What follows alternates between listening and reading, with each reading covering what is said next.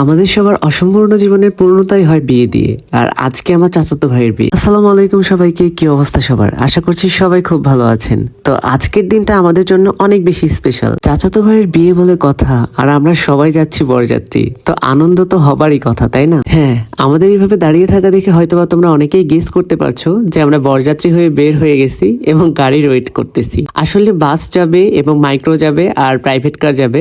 তো সেই জন্য আমরা ওয়েট করছি যে কে কোথায় বসবে সেটা নিয়ে ডিসিশন নিচ্ছিলাম। আমি তো উঠে বললাম বরের গাড়িতে, কে কোথায় বসবে সেটা জানি না, যে যার মতো বসে পড়বে। তো সবাই মিলে বসে পড়লো এবং গাড়ি স্টার্ট হয়ে গেল। আমাদের সামনে দেখতে পাচ্ছ বাস যাচ্ছে, মাইক্রো যাচ্ছে এবং প্রাইভেট কারও রয়েছে। তো আমরা সবাই অনেক আনন্দ করতে করতে যাচ্ছি, আর পাশ দিয়ে দেখো ট্রেনও যাচ্ছে। তো অনেক বেশি ভালো লাগতেছিল এই জার্নিটা, কারণ একদম রেল লাইনের পাশ দিয়ে ছিল রাস্তা পাবনা যাওয়ার। হ্যাঁ, আমাদের গন্তব্যস্থল কিন্তু পাবনা।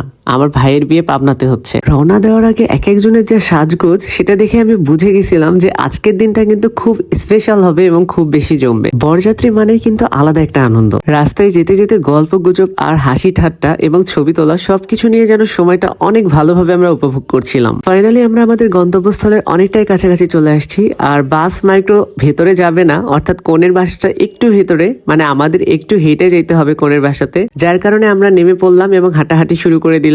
এই 2-3 মিনিটের রাস্তা। আর বর তো একদম মোটরসাইকেল দিয়েই চলে গেল আমাদের আগে আগে।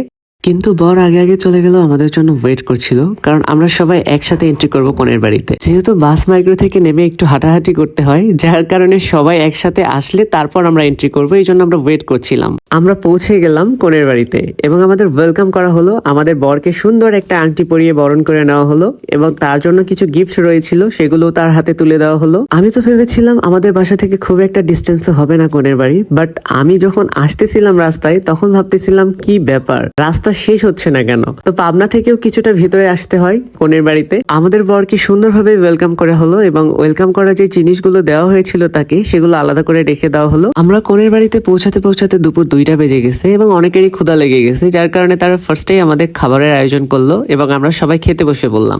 এক পাশে কাজী সাহেব বিয়ে পড়া ছিল এবং অন্য পাশে যে বরযাত্রীগুলো ছিল তারা সবাই খেতে বসছিল, যার কারণে আমিও খেতে বসছিলাম। ডক্টর তো আমাকে ভারী খাবার খেতে একদম নিষেধ করে দিয়েছে, কিন্তু সবার রিকোয়েস্টে আজকে আমার খেতেই হলো। আমার খাবার শেষ করে আমি বরের দিকে গেলাম যে বর কি খাচ্ছে। ওয়াও, বরের প্লেটটা তো খুব সুন্দর করে সাজিয়েছিল, বাট খুবই ভালো লাগতেছিল দেখতে। বর মনে মনে ভাবতেছিল এত বড় প্লেটে এত এত খাবার আমি কিভাবে খাবো।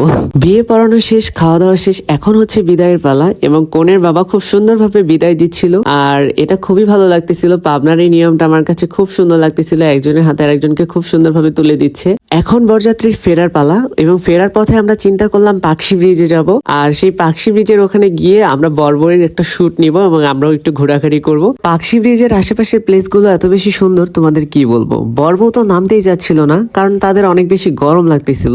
গরম লাগারও কারণ আছে, কারণ বড় পরেছে একটা গর্জিয়াস পাঞ্জাবি আর বউ পরেছে একটা গর্জিয়াস শাড়ি। আর এগুলো শাড়ি আর পাঞ্জাবি অনেক বেশি গরম লাগে, সেজন্য তাদের অনেক বেশি গরম লাগতেছিল। কিন্তু তারপরে আমি তাদের শুট নিয়ে নিলাম। দেখো তাদের দুইজনকে একসাথে কত সুন্দর লাগতেছে হেঁটে যাচ্ছে। আসলে আমার রিকোয়েস্টেই তারা নেমেছে এই শুটটা করার জন্য। তো সব মিলিয়ে আজকের দিনটা খুব সুন্দর ছিল। তো আগামীকাল বউ ভাতের আয়োজনটা তোমাদের দেখাবো। তো সেই পর্যন্ত সবাই অনেক ভালো থেকো। Tata everyone.